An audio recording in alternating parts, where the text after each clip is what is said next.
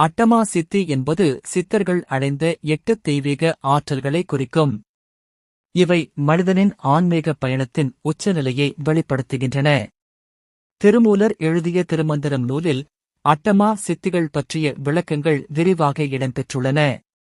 அவை அணிமா, அணுவைப் போல சிறியதாக மாறும் திறன்; மகிமா, மலையைப் போல பெரியதாக மாறும் திறன்; கரிமா, மிகப்பெரிய கனத்துடன் இருத்தல், இதனால் அசைக்க முடியாத நிலை; லகிமா, காற்றைப் போல இலேசாக மாறும் திறன்; பிராப்தி, நினைத்ததை அடைதல், அனைத்தையும் தன் வயப்படுத்துதல்; பிராகாமியம், நினைத்ததை அடையும் திறன்; ஈசத்துவம், ஈஸ்வரனுக்கு இணையான சக்தி; வசித்துவம், மற்றவர்களை வசப்படுத்தும் சக்தி ஆகியவையாகும்.